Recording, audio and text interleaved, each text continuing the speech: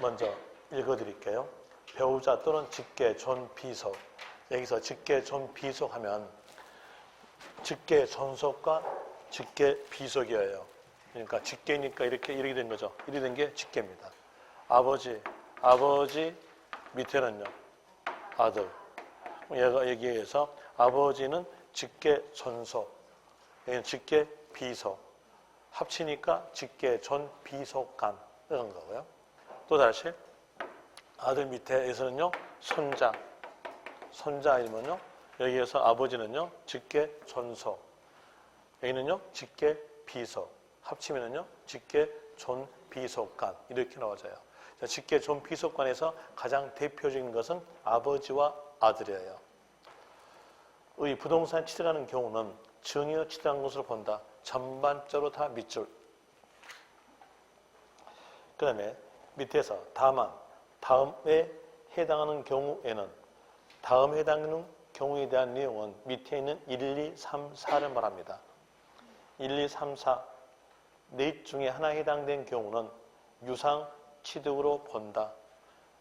거기에서 1번 공매 밑줄. 공매하면 경매까지 포함하니까 공경매 그럽니다. 그 다음에 파산 선고 밑줄. 3번에서 거기 쭉 가볼 때 끝에서 교환에다가 밑줄.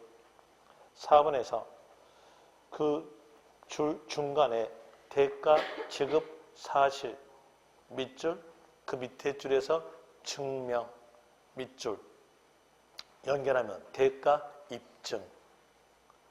설명드릴게요. 자, 여기에서 아버지와 아들, 아버지가 아들에게 부동산 소유권 넘겨줬어요. 이랬을 때 아들로부터 돈 받는 게 일반적일까요? 아니면 돈 안 받는 게 일반적일까요? 안 받는 게 일반적이에요. 안 받는 거니까 끝말은 뭘까요? 증여 취득. 이렇게 하는 게 일반적입니다.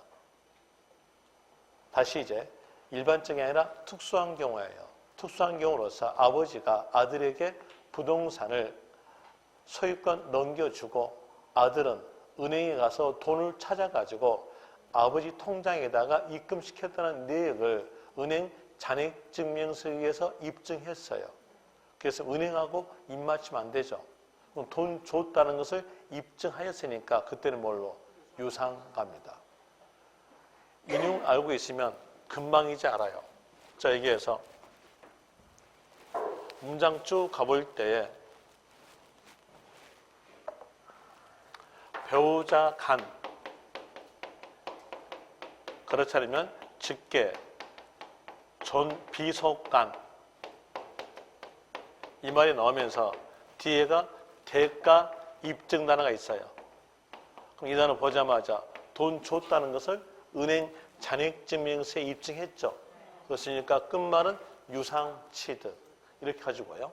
또 다시 배우자 간, 직계, 존비속간 이 말이 있으면서 뒤에 애가 경매가 있어요. 자, 경매는요 법원서 하죠. 법원서 돈 줬다는 것을 입증시켜주죠. 이건 어디서 입증? 은행서 입증. 이건 누가 입증? 법원서 입증. 이주니까 끝말은 뭘로?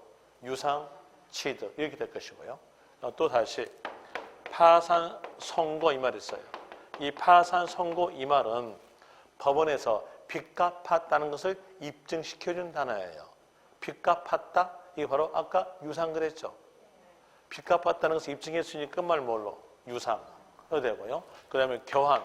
교환되면 등기부에 의해서 대가성 있었다는 것을 입증하죠. 등기부에 의해서 서로 간에 바꿨다는 것을 입증하니까 끝에 말은 뭘로? 유상 취득으로 본다 이렇게 나옵니다.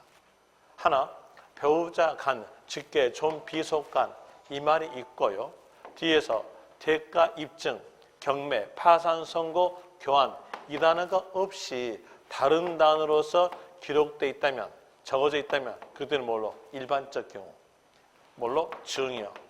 증여 취득으로 본다 이렇게 나오게 돼요. 예를 들어서 배우자 간, 직계, 존비속간, 부담부 증여 이렇게 나왔으면요. 끝말은요? 증여 취득으로 본다 하시면 돼요. 그러니까 이 단어가 없이 다른 단어로서 기록되어 있다면 끝말은 뭘로? 증여 취득이다. 이렇게 알면은 요 한 문장에 대한 내용으로서 벌써 한 10줄이 넘네요. 시커먼스까지 해가지고 10줄 넘었던 거 전부 다 외우게 됩니다. 또 구별도 가능하게 될 것이고요. 그 다음에 8가로에서 먼저 읽어줄게요. 증여자의 채무를 인수하는 부담부 증여, 거기 동그라미, 부담부 증여 동그라미. 그 옆에서 채무액 밑줄, 그리고 그 밑에 줄에서 유상 취득 밑줄, 그 옆에서 배우자 또는 직계 존 비서로부터 부동산 등의 부담부 증여 경우에는, 이제 보니까 배우자 또는 직계 존 비속간 나왔죠. 그리고 그 옆에가 경매 단어, 대가 입증 단어, 파산 선고 단어, 교환 단어 있어 없어요? 없죠. 없으면 끝말은요. 증여 취득. 거기에서 위7 거기 밑에다가 적으세요. 증여 취득이라고 적으시면 돼요. 증여 취득 적었으면 이제 보죠. 거기에서 맨 위에서 문장 보니까 증여자의 채무를 인수하는 부담부 증여 나오잖아요. 거기에서는 배우자 간, 직계, 존, 비속간 단어 없죠. 그 단어 없이 부담부 증여만 나왔어요. 이제 부담부 증여는 여러분들이 민법에서 배워요. 이 민법에서 배울 때 부담부 증여 이 단어를 배우는데, 원래는 이 부담부 증여에 대한 내용 끊어보면 안 되는 단어예요. 그런데 세법에서만 끊어보세요.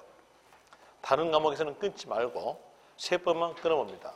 끊어볼 때 여기서 부담부 증여 이렇게 끊어져요. 여기서 부자가 지어줄 부자입니다. 지어줄 부자니까 부담을 지어주고 물건으로 증여한다. 이게 바로 부담부 증여 뜻이에요. 그럼 어떤 부담을 지어주냐면, 지어진 부담은 채무예요. 채무에 관한 부담을 지어주고 물건으로 증여합니다. 이 내용은 아까 배웠던 거예요. 자, 소유권 넘겨주고 빚 갚았죠. 그럼 뭘까요? 대가성 있는 거래. 아까 대가성 있는 거래, 유상 거래는요, 팔다 그랬죠. 소유권 넘겨주고 돈 받다. 여기도 유상 거래. 소유권 넘겨주고 돈 대신 물건 받다, 교환도 유상 거래. 소유권 넘겨주고 돈 대신 빚 갚았다. 여기도 대물 변제로서 유상 거래. 자, 소유권 넘겨주고 빚 갚았죠. 그럼 뭘까요? 유상. 여기 부분은 뭘로? 유상이에요. 유상 거래. 나머지는 증여입니다. 이걸 뺀 나머지는 증여다. 이걸 뺀 나머지는 증여로서 세율은 1000분의 35. 그리고 여기 채무는요, 유상거래로서 농지 외였으면 1000분의 40. 이렇게 세율이 다르니까 세법에서만 나눈다는 얘기예요. 다른 과목은 나누지 않고요. 이제 결과적 내용은 말씀을 드렸으니까 설명드릴게요. 자, 여기에서 A라는 사람이 이러한 토지를 보유하고 있는데, 이 토지에 대한 내용을 은행에 담보로 제공하고 대출 받았어요. 그럼 대출 받았으면 은행은 돈 빌려줬으니까 이 토지에 내가 빌려준 금액은, 내가 받을 금액은 얼마다라고 적어줘야죠. 이게 저당권 설정 등기. 은행 입장으로서 받을 금액이니까 채권 금액에 대한 내용이 7억이었다 합시다. 7억이었으면 이렇게 적겠죠. 자, 여기에 대한 내용은 A 입장으로서는요, 빚이에요. 빚이니까 채무.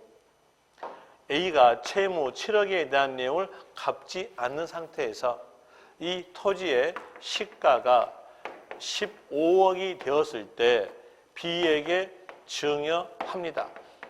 그러면 B 증여 받아야 안 받아요? 이런 일만 날마다 있었으면 좋겠죠. 증여 받아요. 증여 받았다고 한다면 어디까지 안겨받았어요? 채무까지 안겨받았다는 얘기예요. 그럼 이제 볼 때 A 입장으로서는 이 토지의 소유권 넘겨줬죠? 넘겨주고 어디요? 채무 7억 갚았어요. 그럼 이거 빚 갚았죠? 소유권 넘겨주고 빚 갚았으니까 이게 뭐다? 유상거래. 그 나머지에 대한 내용으로서 8억은 뭘로? 증여로. 그럼 여기 8억에 대해서는 세율은요 3.5% 증여세율로요. 여기는요 유상세율로서 몇 프로? 4%. 이러니까 나눠야 되겠죠. 그래서 세법에서만 나눈다는 얘기예요. 그럼 이제 결과적 내용은 이거예요. 문장 쭉 가볼 때 배우자 간, 직계 존 비속 간 이 단어 없이 글자가 적어지고 그리고 그 옆에서 부담부 증여 이 말 있고 뒤에서 채무 이 말이 있으면요. 그때는 빚 갚았죠. 그러니까 끝말은 뭘로? 유상 취득으로 본다. 이렇게 됩니다. 다시 배우자 간, 직계 존비속 간 단어가 없이 다른 단어 쭉 적어지고 부담부 증여 나오면서 뒤에가 채무 외 나머지 이렇게 나온다면 끝말은요. 증여, 취득으로 본다. 이렇게 되는 겁니다. 그러면 이 그 문장은 다 외우게 된 거예요. 그 다음에 9가로는 문제 잘 나오지 않으니까 그냥 넘어가고요.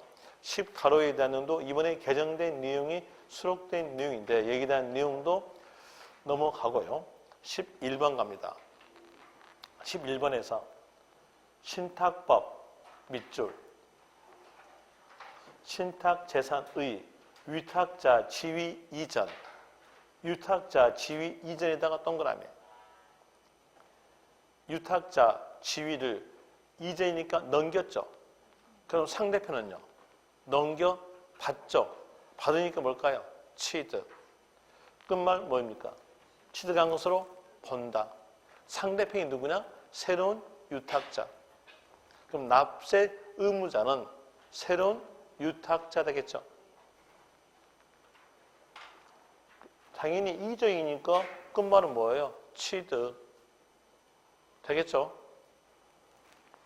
그 다음에 뒤로 넘어갑니다.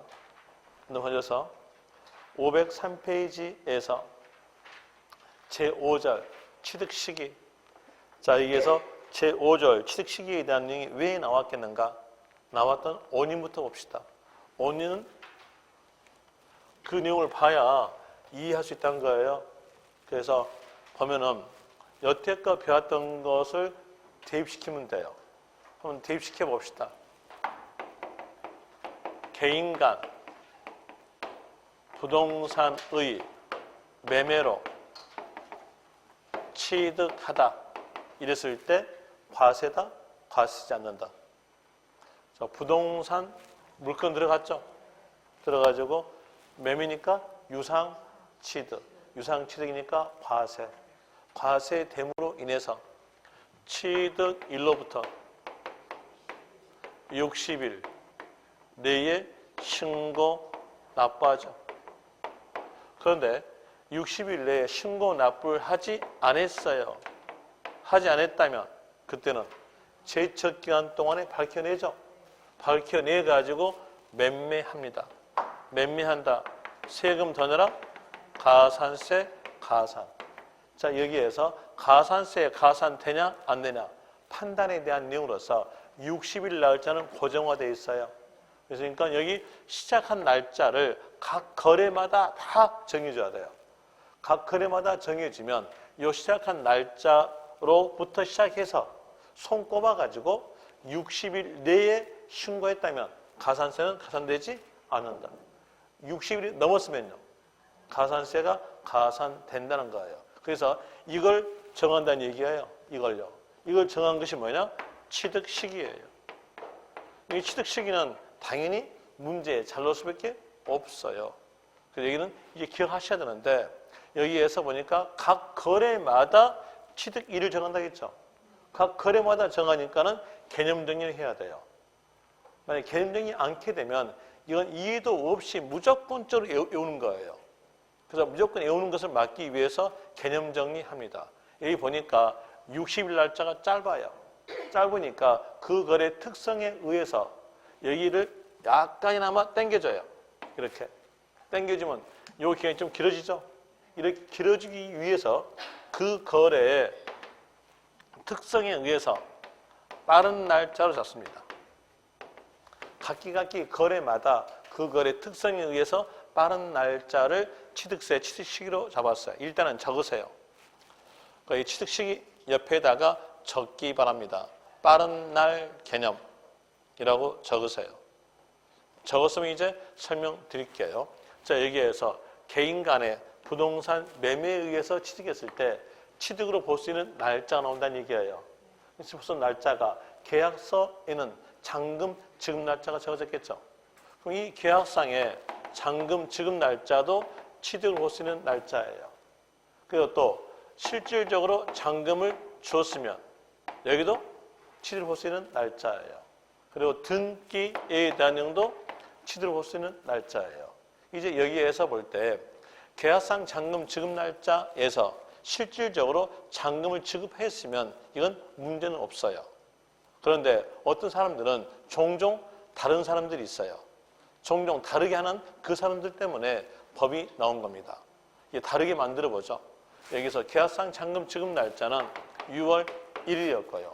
사실상 잔금 지급 날짜에 대한 내용은 6월 15일이었고요. 등기 날짜는 7월 5일이었다 합시다.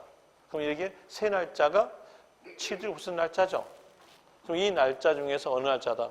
빠른 날짜 하는 건데 이게 바로 그 거래 특성에 의해서 취득을 볼 수 있는 날짜 중에서 빠른 날짜다 이겁니다. 이제 이 내용 알았으니까 여기에 대해서 한번 또 봅시다. 개인 간의 매매죠. 개인 간의 매매니까 여기 사실상 잔금 지급 날짜는 서로 간에 입맞춤되는 날짜예요. 입맞춤되는 날짜니까 지자집장으로서는 이 날짜는 아예 보도 않습니다. 보도 않고 믿어주지도 않아요. 개인 간에 입 안 맞출까요? 그럼 저부터 깎게요. 저 집사람하고 밤마다 뽀뽀해요. 이제 저 깠으니까 여러분 까세요. 입 안 맞춰요? 맞추잖아요. 맞추니까는 이건 아예 보도 안 해요. 보도 않고 이건 믿도 안 해요. 그러면 계약상 잔금 지급 날짜와 등기 날짜 어디가 빠를까요? 여기가 빠르잖아요. 여기가 빠르니까 이때에 대한 내용은 계약상의 잔금 지급이 나오죠. 자, 여기에 대한 내용이 설명된 것이 D페이지에 있어요. D페이지에서 이 가로 계약상 잔금 지급일이라고 나온 곳에서 위 1에 해당되지 아니한 위 1이 그 D 앞페이지에 있는 사실상 잔금 지급일이에요. 거기 1에 해당되지 아니한 유상 승계 취득의 경우는 1에 해당되지 아니한 유상 승계 취득의 가장 대표적인 것이 개인 간 매매입니다. 개인 간 매매 경우에는 계약상 잔금 지급일 거기 밑줄.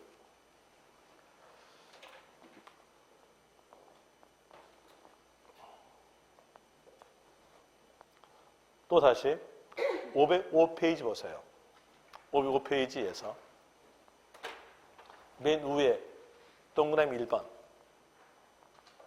사실상 잔금 지급일, 계약상 잔금 지급일, 연부금 지급일 전에 등기한 경우는 등기일에 취득한 것으로 본다. 여기 나오니까 여기서 이해가 또 안 가요. 이렇게 한꺼번에 문거지 문장에 대한 내용은 끊어봐야 돼요. 이제 끊어봅시다. 사실상 잔금 지급일 전에 등기했다. 어디가 빠릅니까? 등기. 그래서 그 말은 뭘로? 등기. 또 다시 계약상 잔금 지급일 전에 등기했으면 등기. 연부금 지급일 전에 등기했으면요. 등기. 이렇게 하는 것을 바로 동그라미 1번 내용이에요. 보니까 어느 날 개념이었어요? 빠른 날 개념. 일단 알고 다시 이제 앞 페이지 갑시다. 앞 페이지에서 503페이지에서요. 1가로 사실상 잔금 지급일 기준 거의 밑줄. 다음 중 어느 하나, 여기서 다음 중이란 말은 밑에 있는 동그라미 1번부터 5번까지 1번부터 5번까지 어느 하나에 해당된 경우는 사실상 잔금 지급일. 그러니까 1번도 사실상 잔금 지급일, 2번도, 3번도, 4번도, 5번도 사실상 잔금 지급일인데 왜 여기에서 사실상 잔금 지급을 하겠는가를 볼 때에 상대편들이 너하고는 입 안 맞출 거야 이겁니다. 상대편들이 입 안 맞춰주는 거래에 대해서는 사실상 잔금 지급일. 여기는 어때? 여기는 입 맞추는 거래죠. 그러니까 그때는 뭘로? 계약상의 잔금 지급일. 상대편들이 너하고는 입 안 맞춰 라는 거래에 대해서는 사실상 잔금 지급입니다. 한번 볼까요? 자, 국가 또는 지방자치단체로부터 유상취득이다. 이랬을 때 상대편이 누굽니까? 국가나 지자체. 그러면 입 맞춰요? 못 맞춰요? 국가가 입 안 맞춰준다는 얘기예요. 그러니까 이 경우는 뭘로 가겠다? 사실상 잔금 지급일. 이라는 거죠. 그러면서 국자에다가 동그라미 치세요. 국자 동그라미 치고 그 다음에 2번 외자에다가 동그라미 치세요. 읽어드릴게요. 역으로부터 수입에 의한 취득. 이건 역으로부터 수입했다면 수입대금을 결제할 때는 은행을 통해서 결제합니다. 은행하고 입맞춤 해야 해요. 할 수가 없어요. 입맞추려면요, 은행 직원 13명과 다 입맞춰야 돼. 그럼 이 부르트게 되면 한 사람은 나불나불 거리거든요. 그러니까는 입맞출 수 없죠. 예로부터 수입에 대한 내용도 상대편이 입 안 맞춰주니까 이때는 사실상 잔금 지급일. 3번 공매. 공자에다가 동그라미. 이 공매는 뭘 말할까요? 공경매. 공경매를 말합니다. 그럼 이제 볼 때 경매는 어디서 합니까? 법원서 하죠. 법원하고 입맞춤 될까요? 법원하고 입 맞춰봤자 자기 입만 차가워. 벽하고 입 맞추니까요. 입 맞출 수 없죠. 여기도 뭘로? 사실상 잔금 지급일. 4번 판결문. 판자에다가 동그라미. 이 판결문은 법원 판결만을 말합니다. 그 밑에다가 법원만이라고 적으세요. 그러면 이 판결문에 의해서 취득가가 입증되는 취득에 대한 내용은 입맞춤이 안 되죠. 이도 뭘로? 사실상 잔금 지급일. 5번 법자에다가 동그라미. 법인 장부에 의해서 취득가가 입증된 취득. 이 내용으로서 볼 때 법인은 장부 작성하는데 그 장부 작성에 대한 내용을 설명드리면은 한 4박 5일 걸려 설명해야 돼요. 4박 5일 걸려서 설명됐을 때에 이 내용에 대해서 이해가 가면은 좋을 건데 이해도 안 가. 그러니까 간단히 합시다. 법인은 형체 없죠. 형체 없으니까 법인하고 입맞춤 될까요? 형체 없는 거 갖고 입맞추면요. 허공에 입맞춰요. 입맞출 수 없죠. 뭘까요? 사실상 잔금 지급일.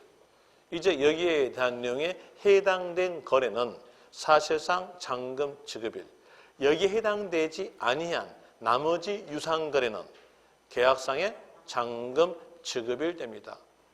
그러면 거기에서 사실상 잔금 지급일에 해당되는 거래는 외워야 되겠죠. 거기에 해당됐으면요. 사실상 잔금 지급일. 거기에 해당되지 아니한 나머지 유상거래는요. 계약상의 잔금 지급일. 이렇게 나오니까 거기에서 1가로에 대한 내용은 외울 수밖에 없어요.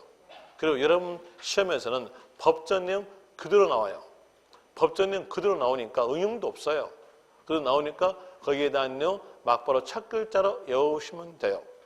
첫 글자로서 국외공판법 이렇게 외우세요.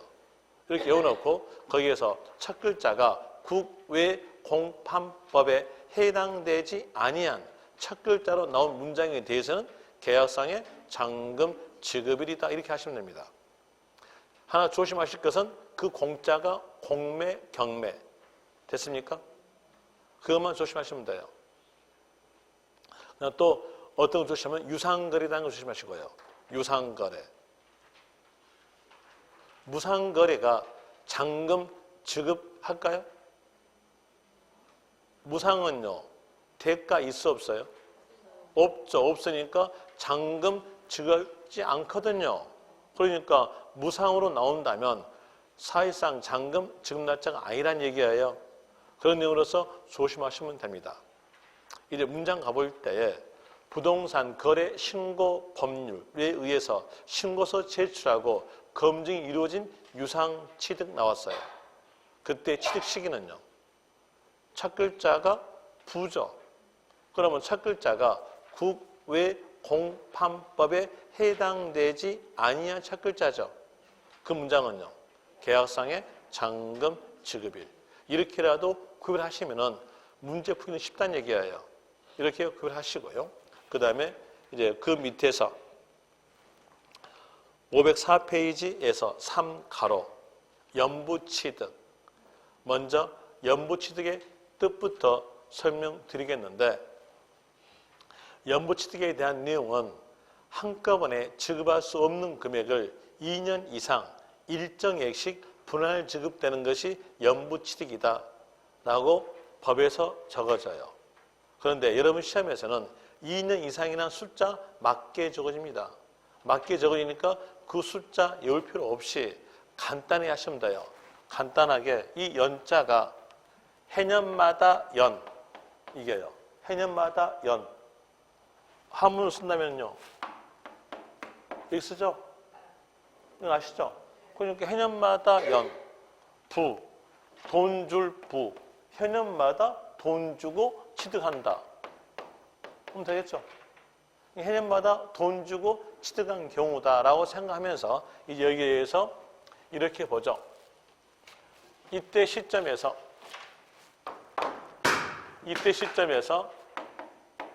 매년 말 2년간 10억씩을 지급하기로 하다 이랬으면 이게 바로 매년마다 돈 주죠. 뭘까요? 연부. 1년 말일 때 10억 주고요. 또 1년 말일 때 10억 줍니다. 완부를 했어요. 완부를 했으니까 완부를 했던 시점에서 소유권을 넘겨받은 거예요. 이제 취득세 취득 시기가 소유권 개념으로서 법이 만들어져 있다면 연부금 완납일 됩니다. 그런데 취득세 취득 시기는 개념 만들 때에 소유권 개념이 아니라 빠른 날로 만들었어요. 여기에서 빠른 날이 어디가 빠를까요? 여기가 빠르죠. 여기가 빠르니까 10억 줬음으로써 10억만큼 취득이다.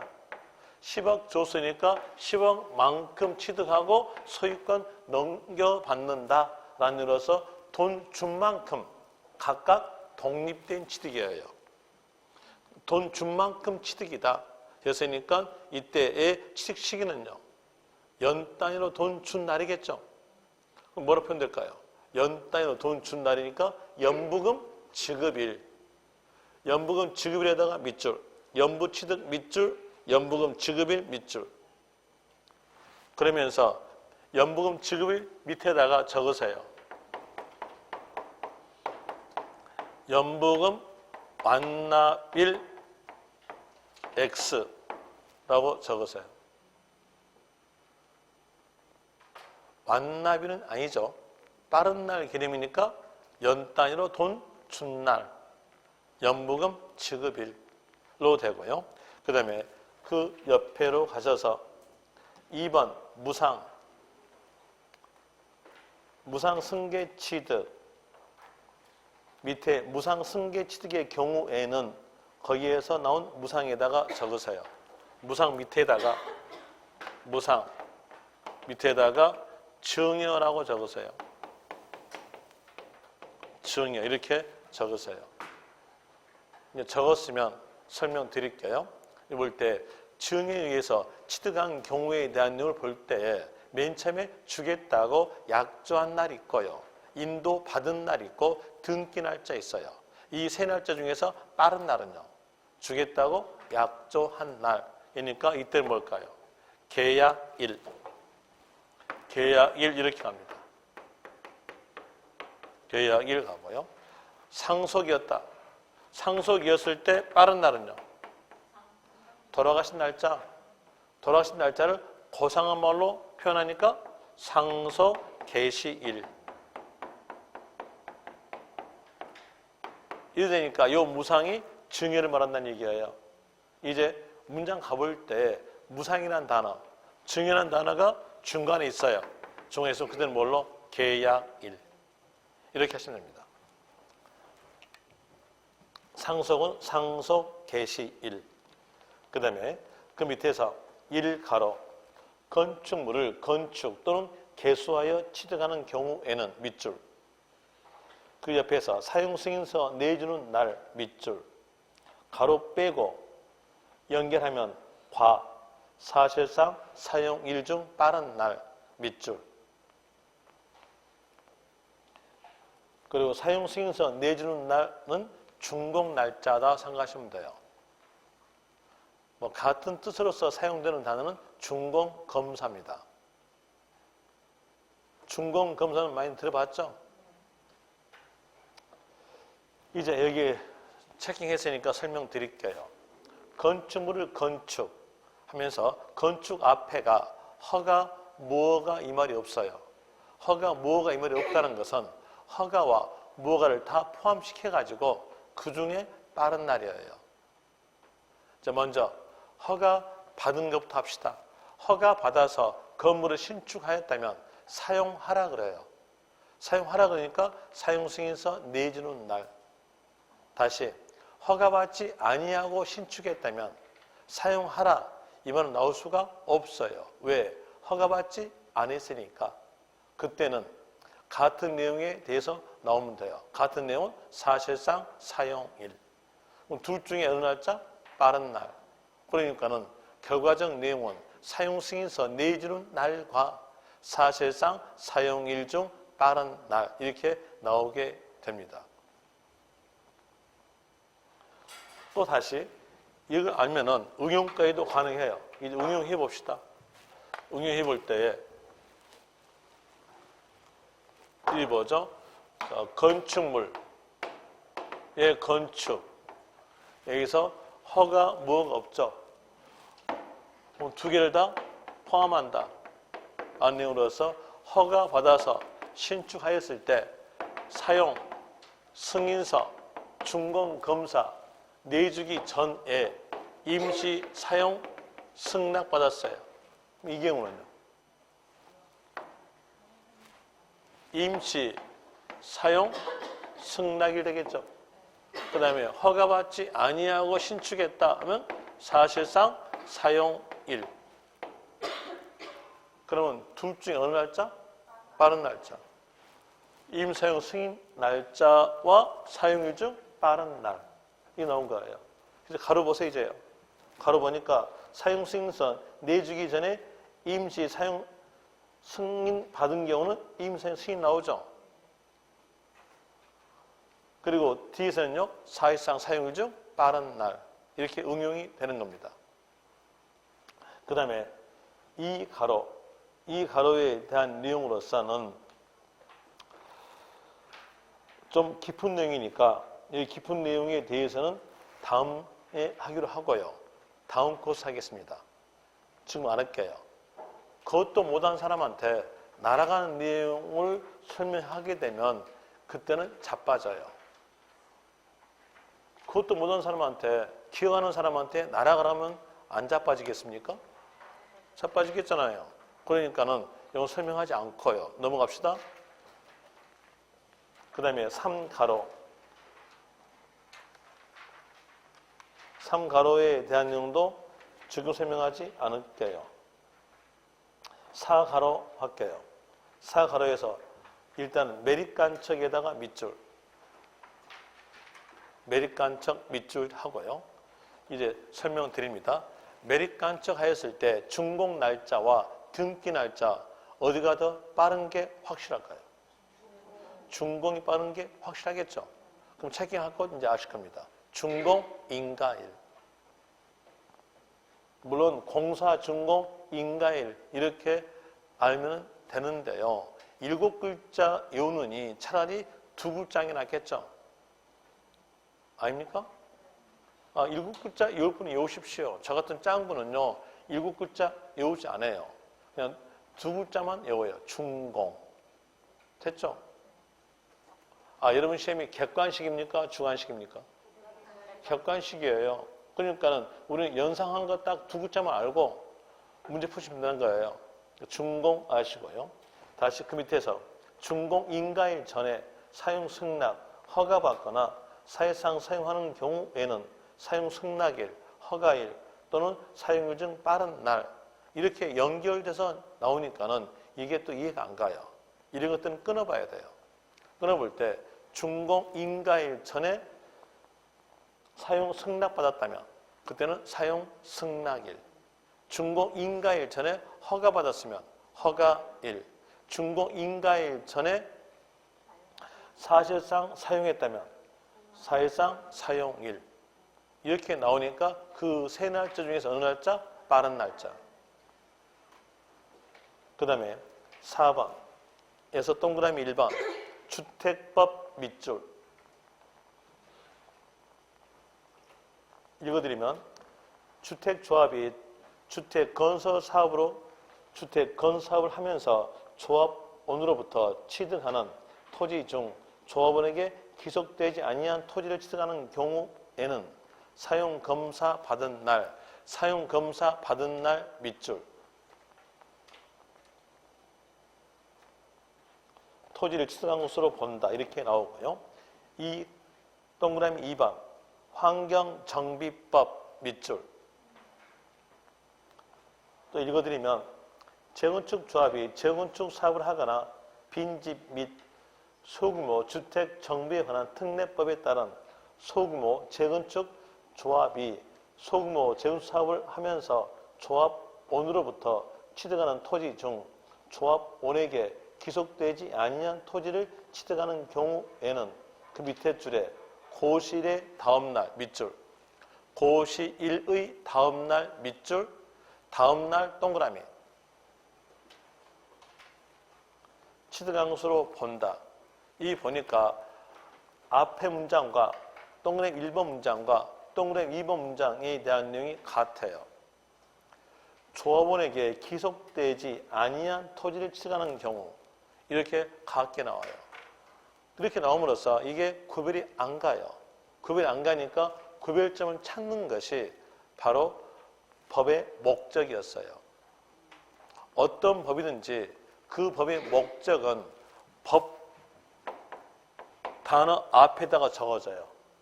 여러분들이 운전면허 시험 봤죠? 운전 시험 볼 때 도로교통법 배우잖아요. 도로교통법이니까 그 법률은 도로교통목적이라는 얘기예요. 도로니까 거기에서 나온 것이 자전거도 나오고요. 마차도 나오고 그런 겁니다. 그럼 이제 보니까 주택법 그랬죠? 그럼 이 법의 목적은요. 주택이니까 주거 목적. 주거란 말은 사는 거죠. 그러면 언제 살까요? 사용검사 받아야 살 거 아니에요. 그래서 주택법 나왔으면 여기에서 조합원에게 기속되지 아니한 토지 이 말들은 다 맞게 적어져요. 맞게 적으니까 이 말 볼 필요 없이 막보로 끝말 가세요. 끝말은요. 사용검사 받은 날. 이렇게 나오게 돼요. 내용 아셨죠? 어느 목적이니까? 주거 목적이니까 주거 목적은 산다는 거죠. 사용검사 받은 날 산다. 그리고 다시 또 환경정비법 여기 나왔어요. 환경정비법 나왔으면 이 법의 목적은요. 환경정비 우리 글자 그대로 합시다. 세법은요, 한글 공부예요. 한글 공부지 여러분 머릿속에 있는 시나리오 공부 아니에요. 머릿속에다 시나리오 그려봤자 답 나온 것은 소설밖에 안 나와. 그러니까는 단어 공부하시는 게 제일 좋아요. 자, 여기에서 환경정비적, 환경정비법이니까 목적은 어느 목적? 환경정비 목적. 환경정비는 언제 할까요? 고시 한 날 할까요? 고시하고 난 후에 할까요? 고시하고 난 후에 할 거잖아요. 그러니까 이 단어 보자마자 끝말 가야죠. 끝말은 뭘로? 고시일의 다음 날. 고시한 후에 하니까 꼭 있을 말이 뭐예요? 다음 날. 이거잖아요. 그런데 이렇게 하면은 이렇게 네 글자만 알았으면 거기 한 문장에 대한 내용으로서 9줄은 아니 한 7줄 되겠네요. 한 8줄이구나. 8줄은 다 암기가 된 거예요. 이렇게 하시고요. 그 다음에 또 5번 차량의 원시 취득 이볼 때 여기에 대한 내용 그냥 읽어보시면 돼요. 다시 그 옆에서 1가로도 읽어보시고요. 2가로 토지 지목 변경 일단 밑줄 주세요. 밑줄로서 토지 지목 변경에 따른 취득은 밑줄. 그 옆에서 사실상 변경된 날과 공무상 변경된 날 중 빠른 날 밑줄. 이제 ESBS니까 설명드릴게요. 여러분들이 형질 변경 배웠을 거예요. 공법에서 형질 변경에 대한 내용은 공부상으로 갑니다. 하나 세법은 사실과세니까 사실상으로 갑니다. 공법도 공개념이고 세법도 공개념. 양 공개념에서 둘 중에 빠른 날. 그러면 교육적으로서 사실상 변경일과 공부상 변경일 중 빠른 날 되겠죠. 그 다음에 그 밑에서 변경일 전에 사용했으면 어디가 빠를까요? 사용일. 변경일 전에 사용 밑줄, 사용일 밑줄. 그리고 7번 여기다는 모르셔도 됩니다.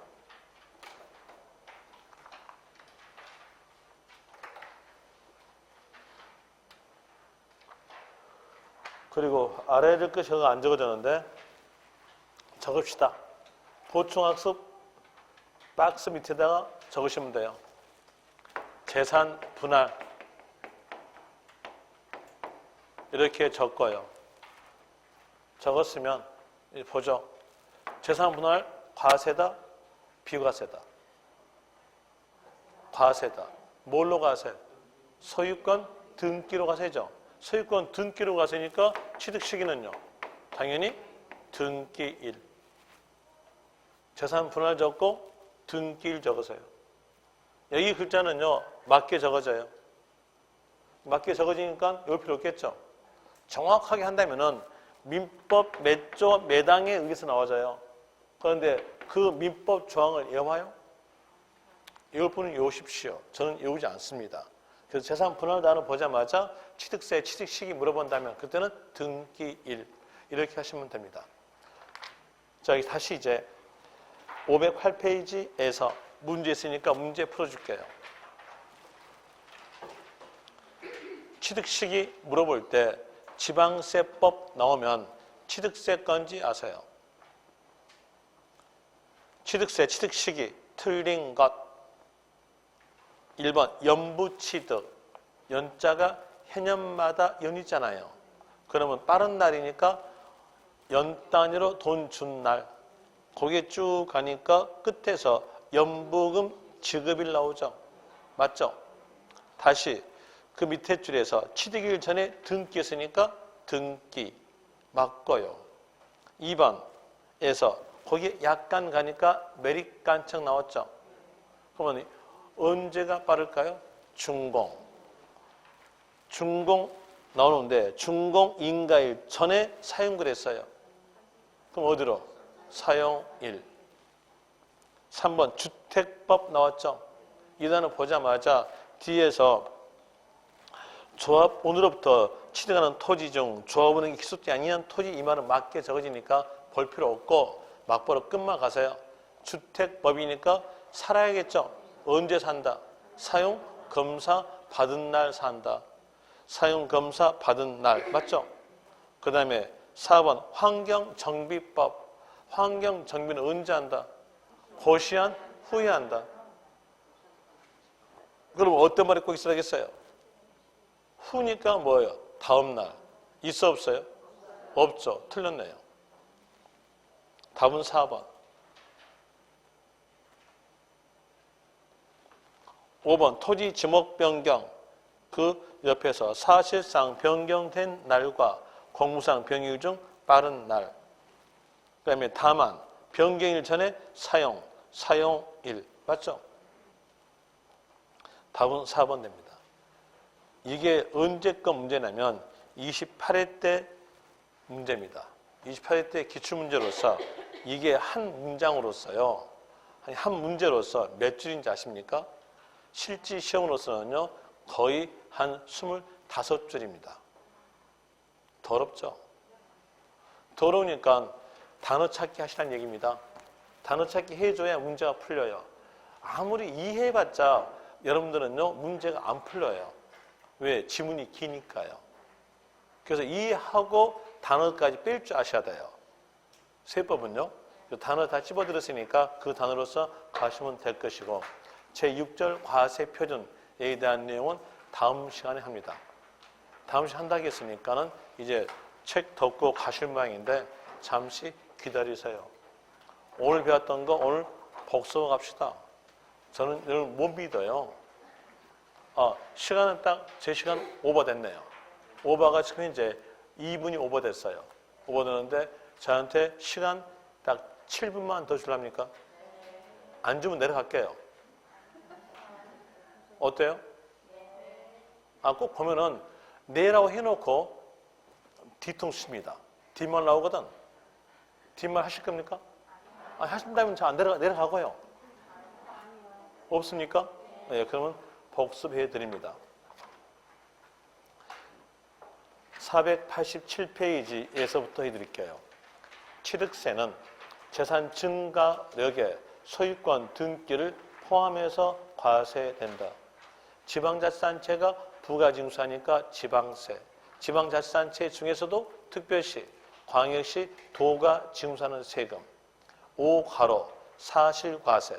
사실과세라는 말은 실질과세라는 말과 같은 말로서 등기, 등록에 관계없이 미등기도 과세다. 결과적 내용으로서 등록면허세만 형식과세, 등록면허세를 뺀 나머지 세금은 사실과세니까 등록면허세를 뺀 나머지 세금에서 미등기라는 단어가 있으면 그 단어 보자마자 끝말은 과세. D페이지로 가져서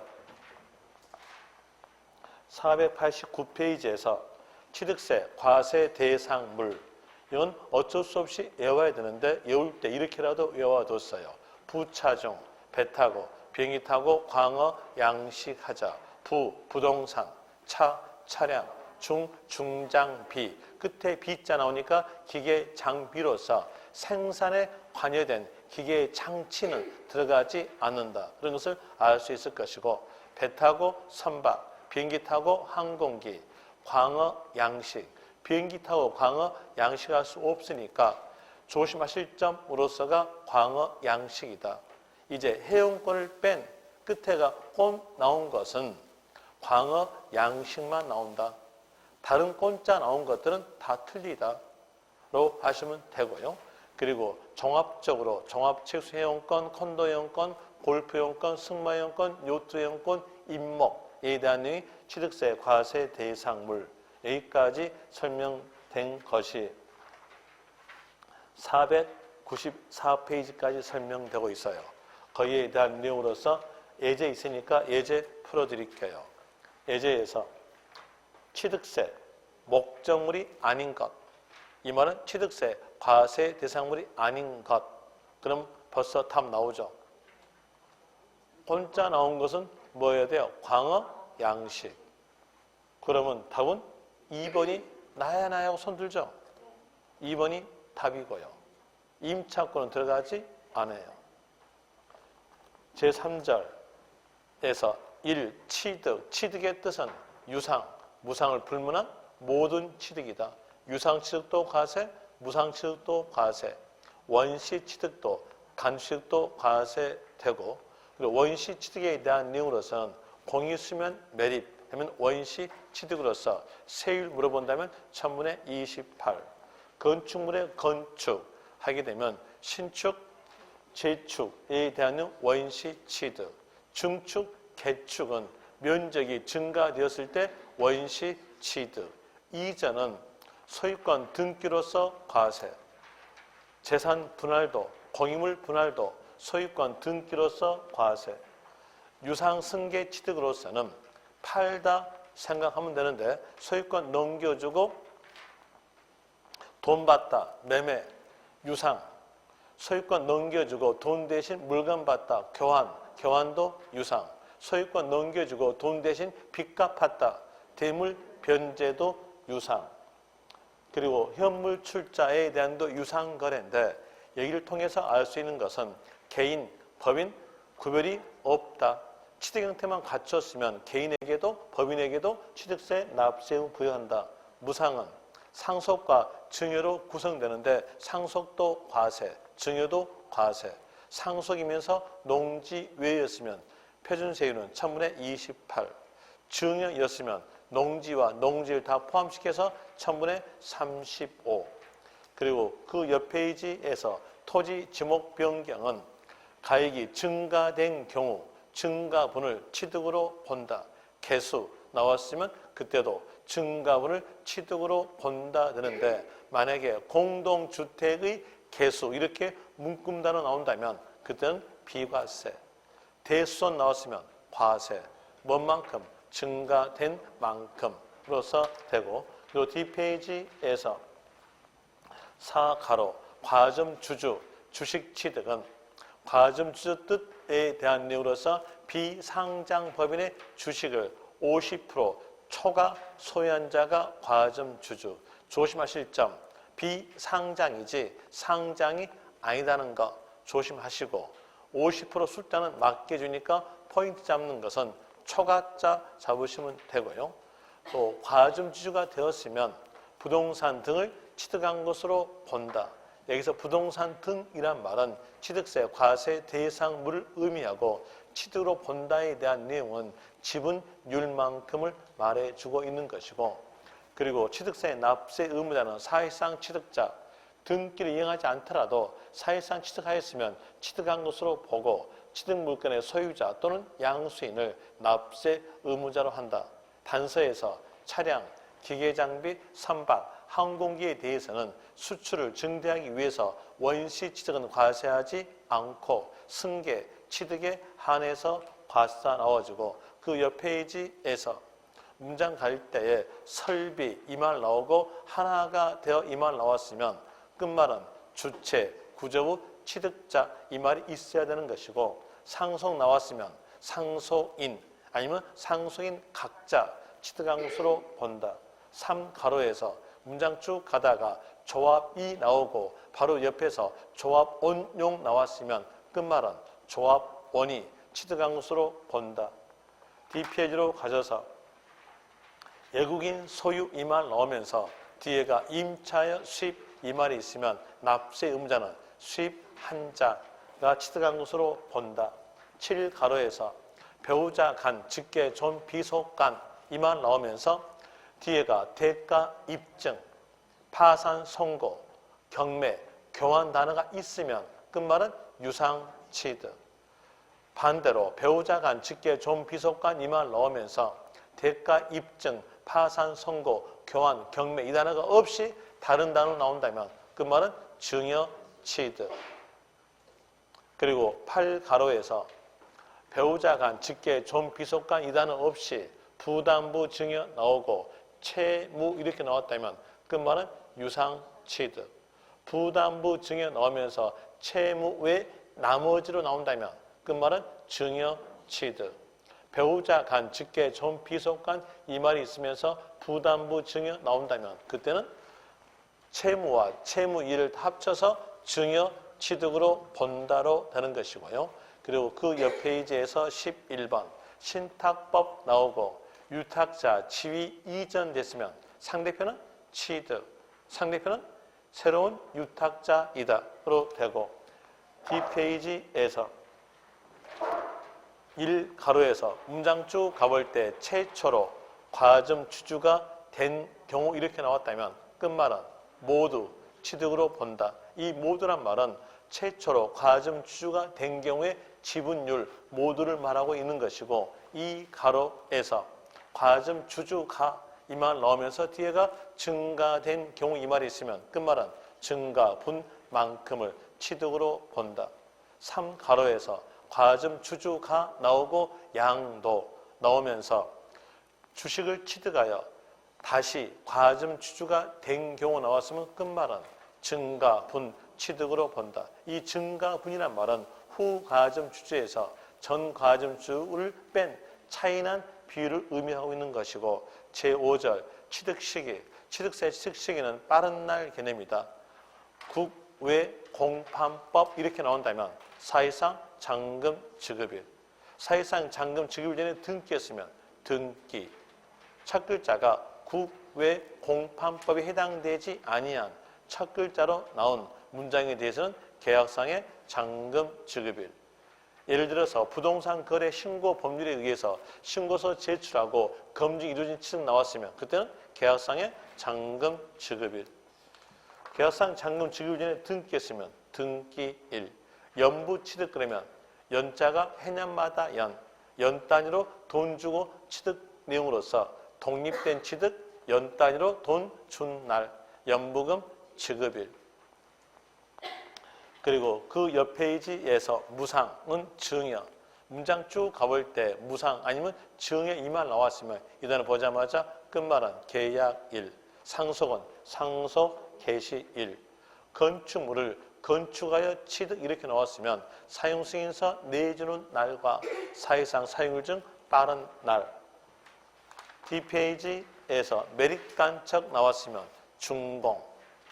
준공 전에 사용 승낙받았으면 사용 승낙일. 준공 전에 사실상 사용했으면 사실상 사용일. 준공일 전에 허가받았으면 허가일. 셋 중에 빠른 날. 그리고 4번에 주택법 이 말 나왔으면 주거 목적이니까 살아야 된다. 끝말은 사용 검사 받은 날. 환경정비법은 환경정비로서 고시한 후에 할 거니까 끝말은 다음 날. 그리고 토지 지목 변경은 사실상 변경일과 공무상 변경일 중 빠른 날.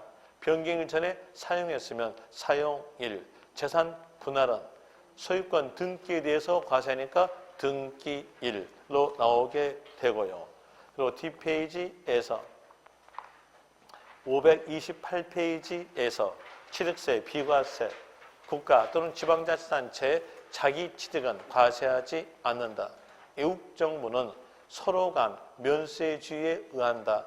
그리고 동그라미 2번에서 국가 또는 지방자치단체의 기소, 기부채납 조건 이렇게 나왔다면 그때는 비과세. 하나 기소, 기부채납 의미 안에가 무상이란 말이 들어있으니까 기소, 기부채납 이 말이 이때 뒤에서 반대급부로 있다면 대가 받았으니까 과세. 무상사용권 제공받은 경우 이단에 있어서도 그 말은 과세로 되고 신탁 등기가 병행된 이 말이 있으면서 조합 단어가 있으면 과세, 조합 단어가 없으면 비과세. 예를 들어서 위탁자로부터 수탁자에게 신탁재산 이전 이렇게 나왔을 때 이때는 조합자 없으니까 비과세. 그리고 3번에서 법자 나오고 환매 이 말 나왔으면 비과세. 맨 처음부터 법자 없이 환매 나온다면 그때는 과세. 존속기간 1년 초과하지 아니한 임시했으면 비과세. 1년 초과한 임시했으면 과세. 사치성 재산은 해당된 물건 단어만 있으면 무조건 과세다. 거기에서 사치성 재산의 물건은 쓰리고의 골 때린 별. 고급 주택, 고급 오락장, 고급 삼바, 골프장, 별장 이 단어 있으면 무조건 과세. 세율로 물어본다면 표준 세율에다가 서8 8% 더한다로 되고 공동주택의 개수 이렇게 한 문금 단어가 있으면 그 단어 보자마자 끝말은 비과세. 하나 개수 이렇게 나온다면 과세. 뭔만큼? 증가, 분만큼 과세. 여기까지가 오늘 배웠던 내용의 총괄적 복습이었습니다. 시간은 딱 7분 걸렸네요. 7분 내용이 오늘 4시간 동안 배운 겁니다. 자, 오늘 여기까지 하고 다음 시간에 뵙겠습니다. 자, 수고하셨습니다. 수고하셨습니다. 수고하셨습니다.